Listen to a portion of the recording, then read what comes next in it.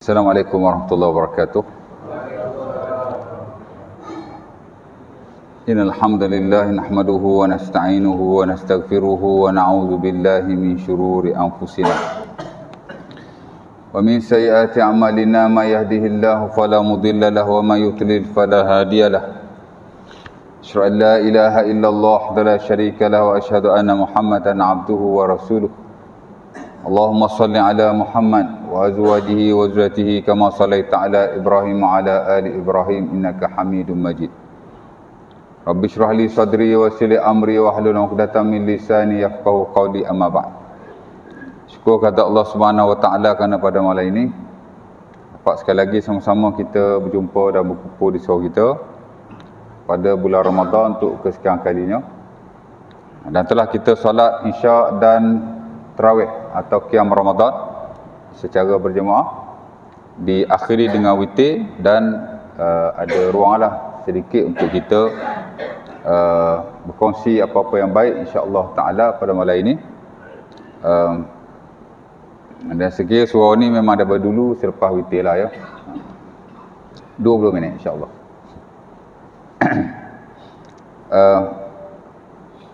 Dan saya malam ni nak baca satu ayat Quran yang tuan-tuan sering dengar.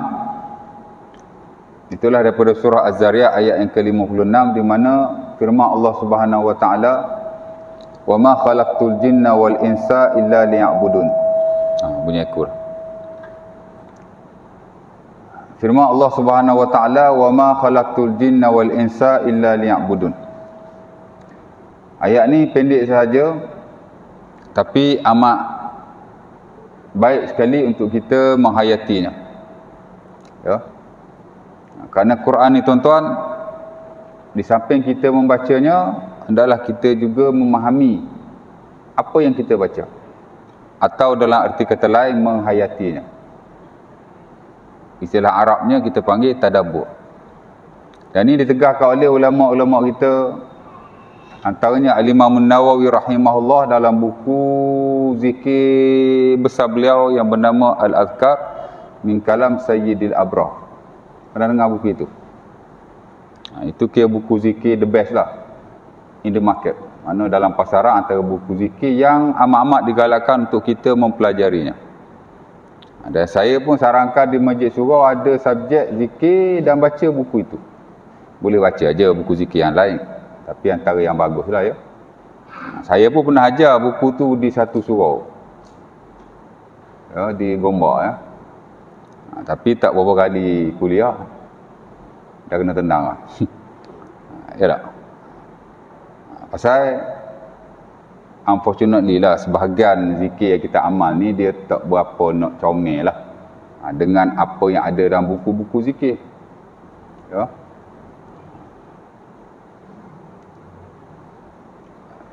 Contoh paling senang, tuan-tuan pergi mana-mana sembahyang tarawih after witir, apa tuan-tuan baca?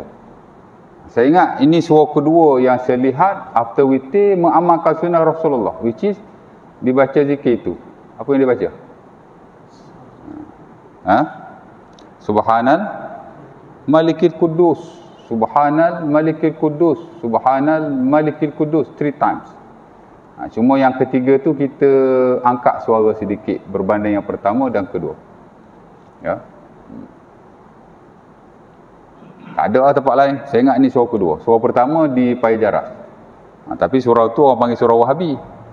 Tapi saya duduk pergi semayang kat surau tu apa gitu ini, saya tengok banyak dia amal sunnah Nabi pun. Ini surau kedua lah. After witir baca zikir. Ya.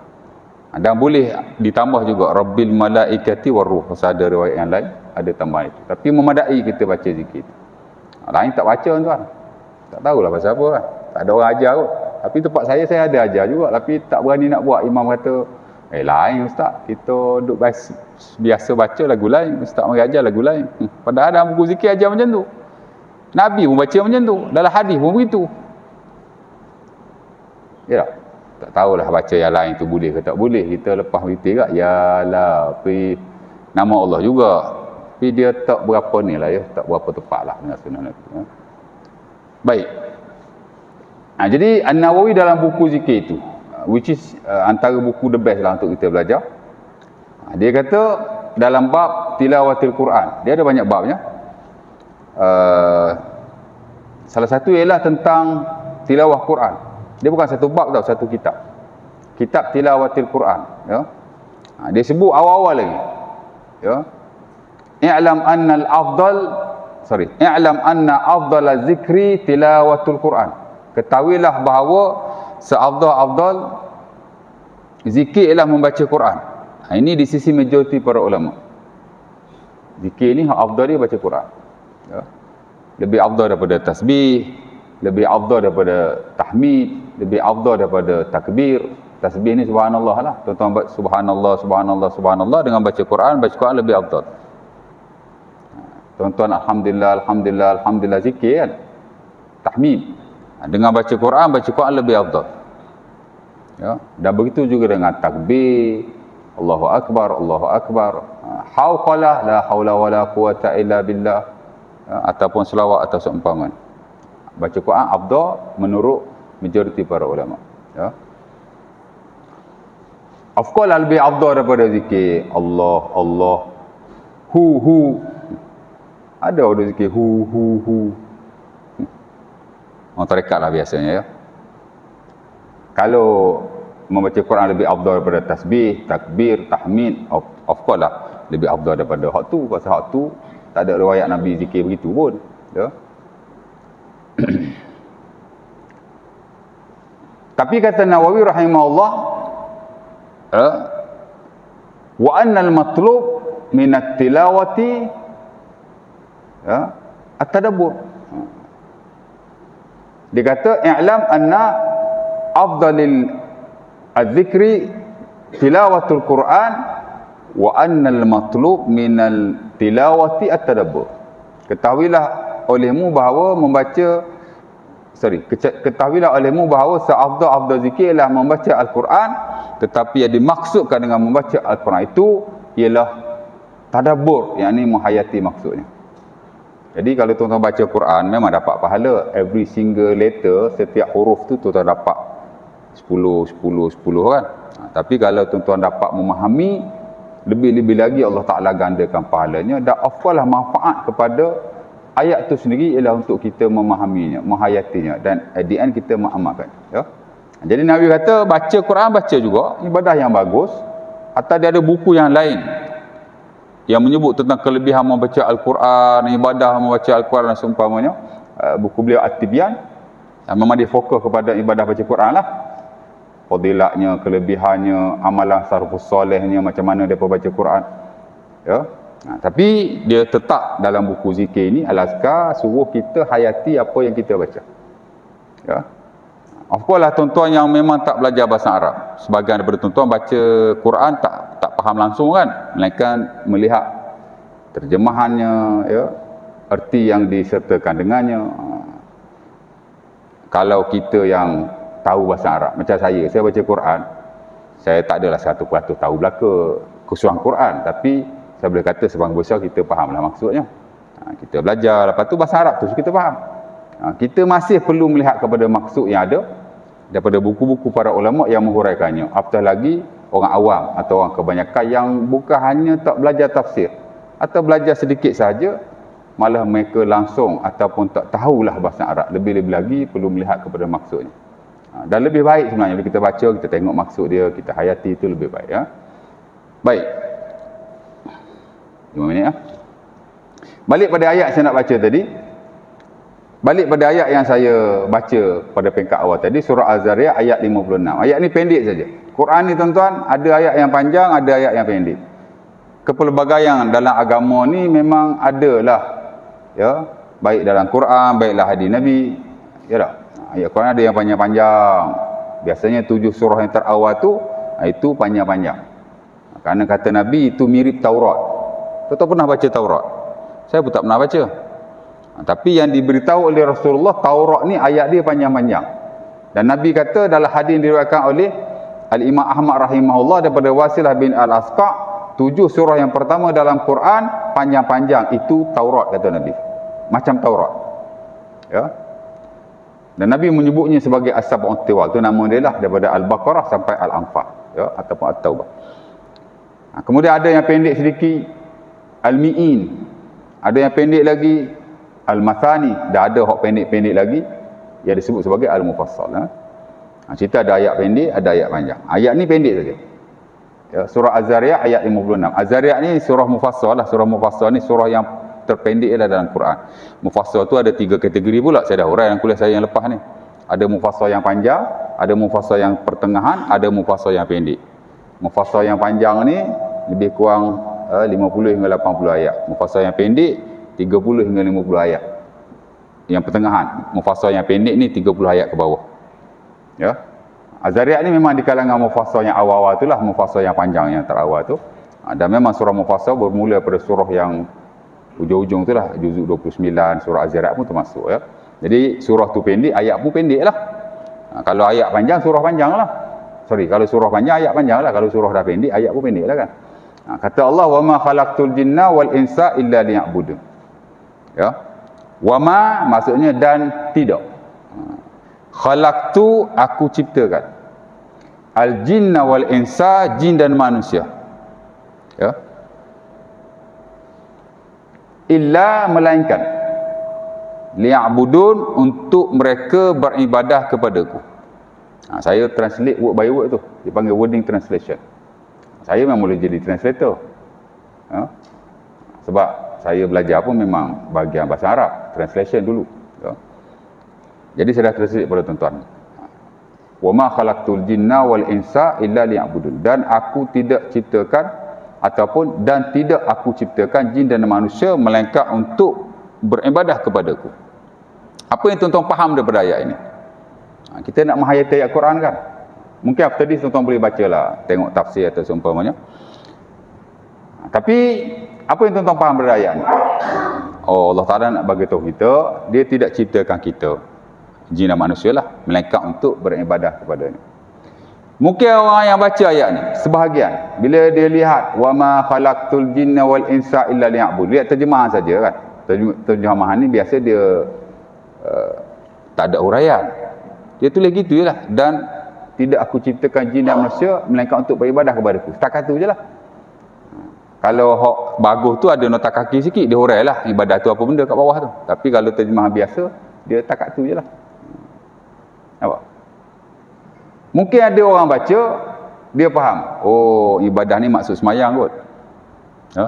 Dan aku tidak ciptakan jin dan manusia melainkan untuk beribadah kepadaku, dalam braket semayang. Tak tepat. Ya.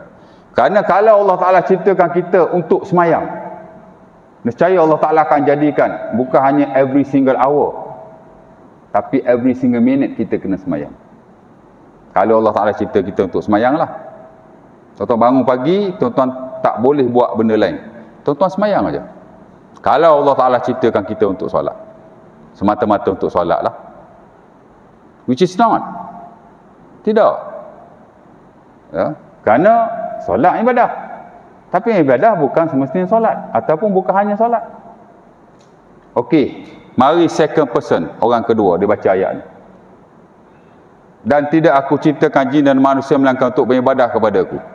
Sebab manusia ni kan, ataupun kita-kita ni kadang ilmu tak berapa nak ada. Belajar tu pula tak berapa nak belajar. Masjid suruh ada kuliah percuma pun tak nak datang. Ya tak? Bahkan ada mekanisme yang lain untuk kita belajar agama. Kat YouTube berlambak ustaz-ustaz tuan-tuan. Macam-macam versi ada. Macam-macam aliran ada.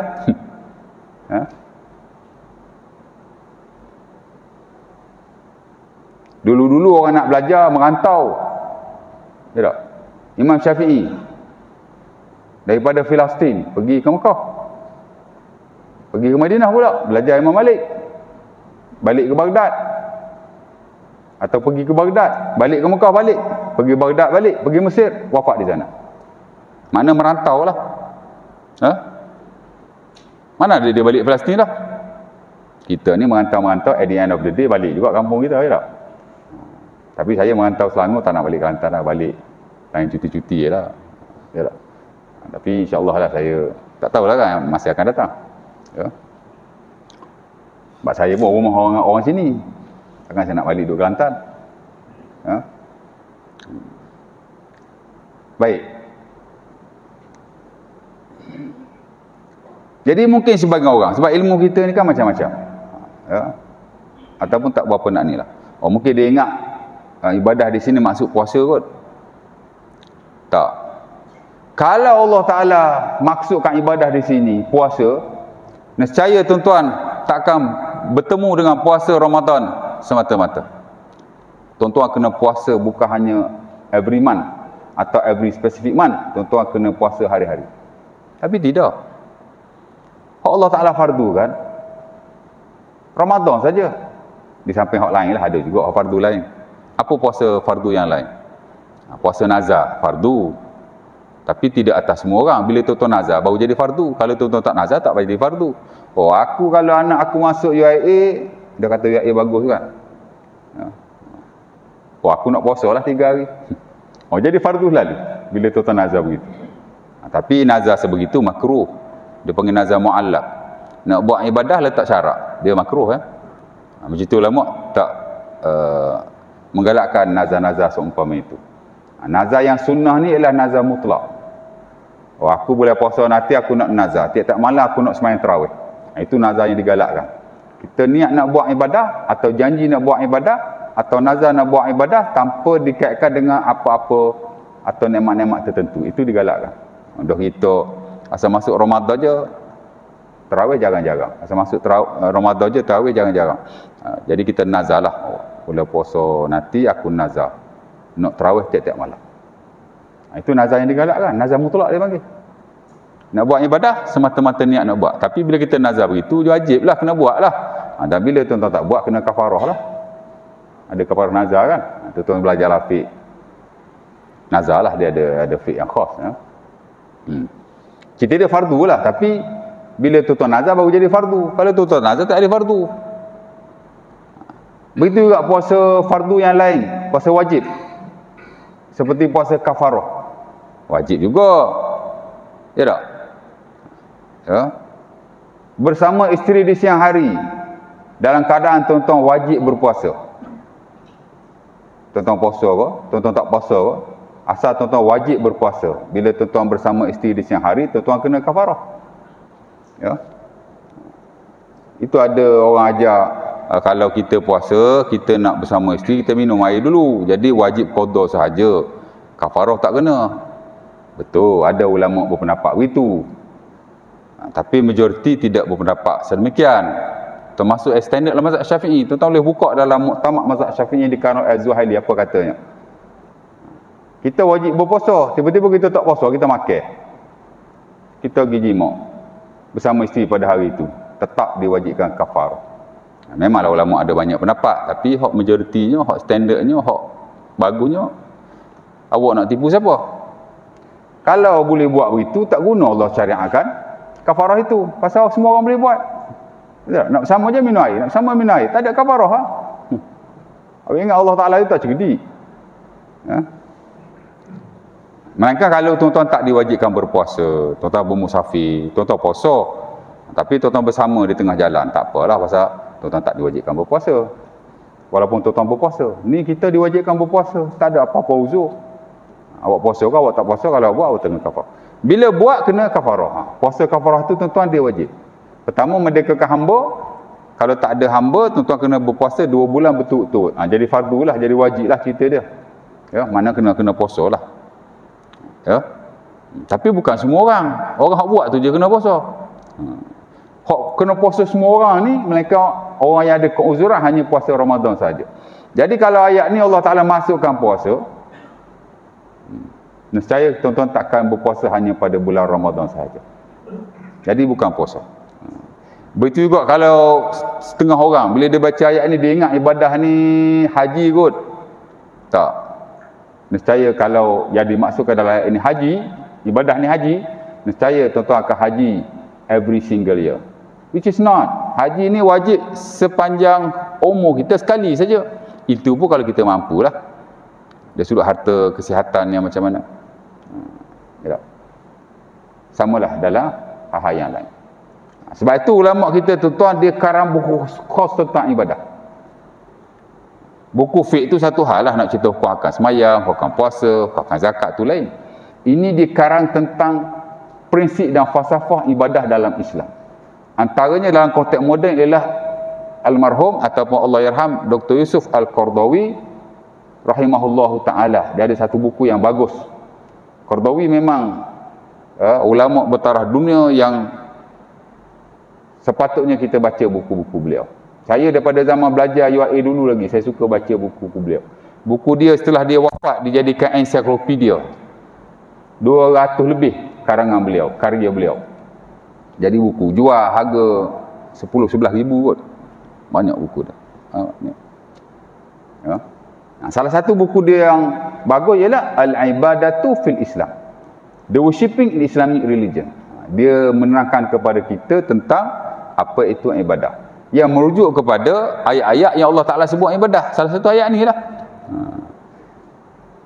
Banyaklah yang dinyatakan oleh beliau. Salah satu ialah ibadah-ibadah ni apa benda. Ada orang ingat ibadah ni semayang sahaja, ataupun puasa sahaja, haji sahaja. Ya tak? Sedangkan ibadah dalam Islam dia luas. Dia bukan hanya perkara yang melibatkan kerohanian seperti itu, ataupun diistilahkan oleh para ulama kita ibadah khususiyah. Itu ibadah juga. Tapi Allah Ta'ala tak cipta kita hanya untuk ibadah-ibadah itu sahaja. Dan dengan sebab Allah Ta'ala nak jadikan kita ni beribadah kepadanya, sebenarnya Allah Ta'ala buat semua dalam kehidupan kita ni ada nilai ibadah. Semua ada ibadah. Bukan hanya perkara wajib yang kita lakukan. Of course lah, tidak hanya sunnah yang kita kena buat, tapi juga perkara-perkara yang lain seperti perkara yang harus.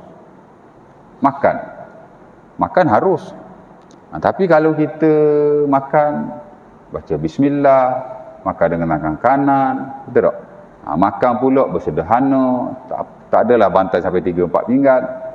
Dia jadi ibadah. Tidur bukan semayang. Tidur lah. Tapi tidur dalam keadaan wudu. Ya tak? Tidur baca zikir, baca ayat kursi, baca 3 kul, baca subhanallah 33 kali, alhamdulillah 33 kali, Allahu akbar 33 kali.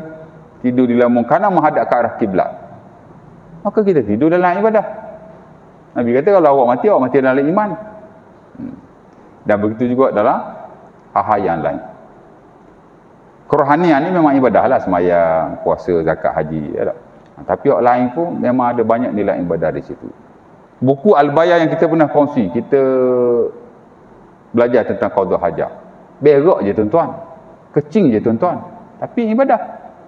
Ibadah tu. Betul tak?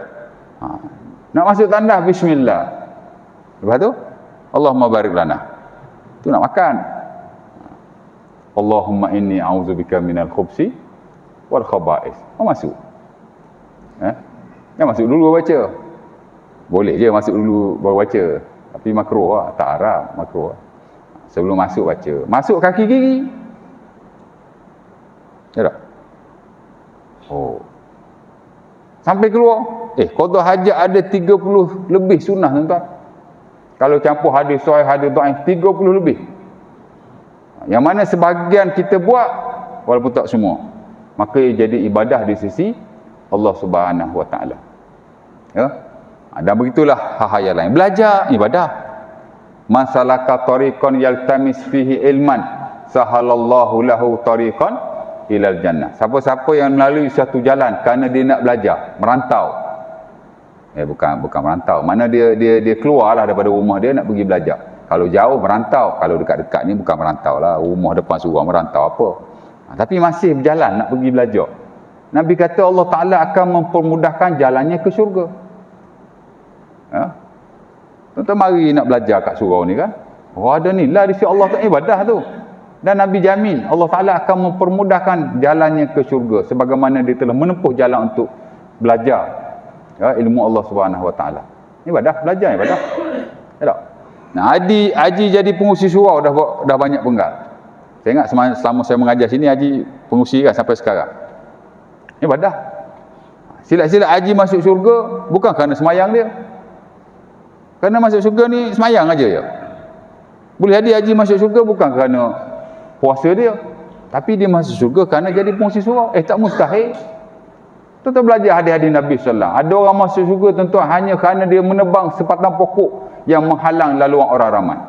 Dakhala rajulun al-jannata li syajaratin qata'aha tu'zi an-nas awil muslimin. Nasihat Muslim.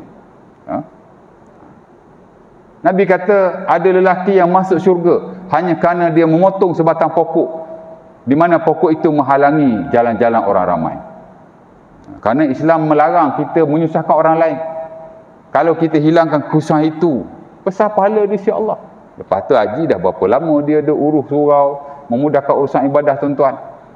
Ya tak? Ada orang tuan-tuan kerja dia bagi hutang kat orang aja. Tuan-tuan belajarlah Riyadhus Shalihin. Riyadhus Shalihin itu buku yang bagus. Ada 370 bab dalam tu, merangkumi seluruh lapangan kehidupan kita. Sebab tu saya pernah pergi satu interview untuk dapatkan tauliah mengajar. Tak payahlah cerita negeri mana. Panel tanya saya, "Ustaz, kalau Ustaz nak ajar tasawuf," sebab saya tengok buku-buku Ustaz tak ada buku tasawuf, ada buku tafsir, ada buku hadis. Tasawuf tak ada. Kalau Ustaz tasawuf ngajar, Ustaz nak ngajar kitab mana? Saya kata nak ajar Riyadhus Shalihin.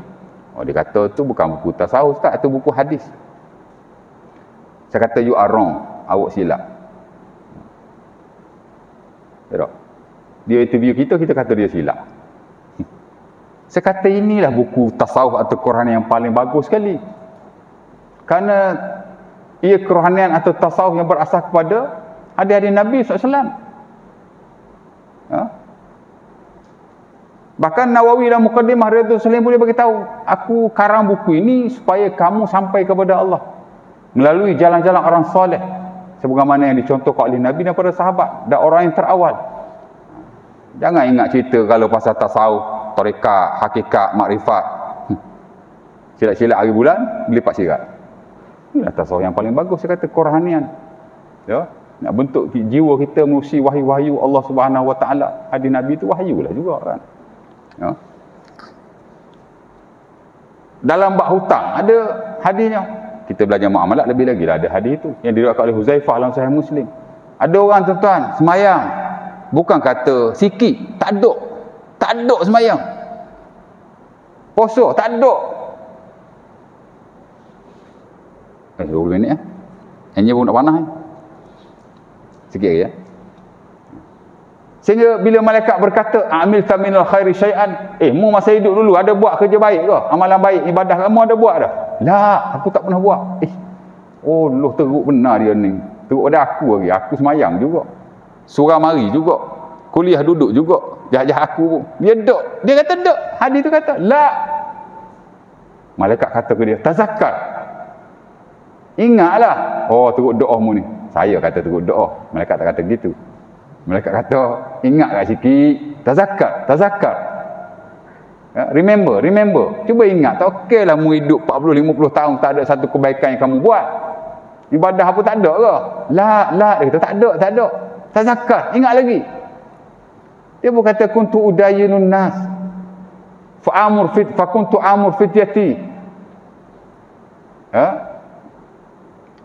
Aku ni memberi hutang kepada orang dan aku suruh budak-budak aku hok pergi hutang tu.